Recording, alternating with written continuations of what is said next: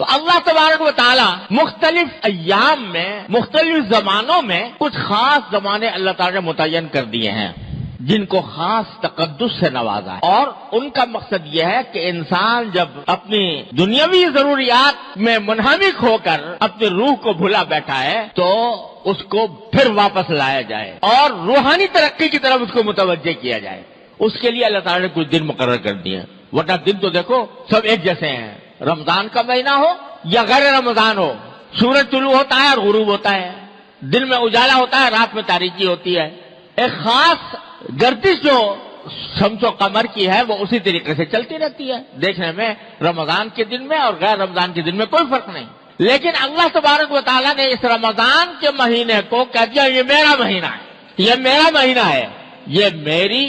عبادت کا مہینہ ہے۔ تو جب اللہ تبارک و تعالیٰ کسی چیز کو اپنا کہہ دیتے ہیں تو اس کے ساتھ جو تقدس، اس کے ساتھ جو روحانیت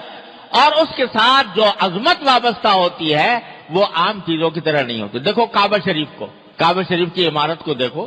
اس میں وہی پتھر وہی سیمنٹ جو عام عمارتوں کے اندر ہوتا ہے، کیا فرق ہے اس میں اور عمارتوں کے اندر؟ بلکہ اگر دیکھا جائے تو دوسری عمارتیں زیادہ خوبصورت اور زیادہ شاندار نظر آتی ہیں بنسبت کعبہ شریف کی عمارت کے۔ لیکن میرے مولا نے کہہ دیا کہ یہ میرا ہے، یہ میرا گھر ہے، بیت اللہ، یہ اللہ کا گھر ہے، اپنی طرف نسبت کر دی۔ اور جب اپنی طرف نسبت کر دی تو اس کے ساتھ جو تقدس وابستہ ہوا، اس کے ساتھ جو لذت ملی، اس کے ساتھ جو حلاوت ملی، اس سے جو روحانیت وابستہ ہوئی، ساری کائنات کی اعلیٰ سے اعلیٰ عمارت بھی اس کا مقابلہ نہیں کر سکتی۔ ایک جا کر آدمی وہاں عمارت کو صرف دیکھتا ہی رہے، اس عمارت کو صرف دیکھتا ہی رہے تو اس کی روح پرورش پا رہی ہوتی ہے۔ اس کو اللہ تبارک و تعالیٰ نے ایسا تقدس بخش دیا۔ تو جب کسی چیز کو اللہ تبارک و تعالیٰ اپنا کہہ دیں یہ میری ہے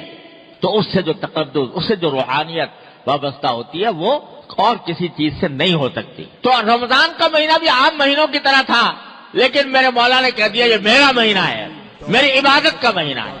تو اب یہ رمضان کا مہینہ عام دنوں سے ممتاز ہو گیا، اس کی عظمت، اس کا تقدس، اس کی روحانیت سارے دوسرے ایام سے بڑھ گئی۔ اور مقصد یہ ہے، اس رمضان کا مہینہ لانے کا مقصد یہ ہے کہ میرے بندو تمہیں میں نے کھانے پینے کی اجازت دی تھی، تمہیں میں نے روزی کمانے کی اجازت دی تھی، تمہیں جائز حدود میں تفریحات کی بھی اجازت دی تھی، لیکن تم اس میں اتنے منہمک ہو گئے ہو کہ تمہاری روح کمزور پڑ رہی ہے۔ اب واپس آ جاؤ، ایک مہینے کے لیے اس طرح واپس آ جاؤ کہ اب جو کام کرو وہ تمہاری روح کو تقویت پہنچائے۔ تھوڑا سا مادی لذتوں سے تھوڑی دیر کے لیے اپنے آپ کو فارغ کرو اور اللہ تبارک و تعالیٰ کی عبادت میں یہ مہینہ اس طرح گزارو کہ تمہاری روح تقویت پائے، تمہاری روح کے اندر بالیدگی ہو، وہ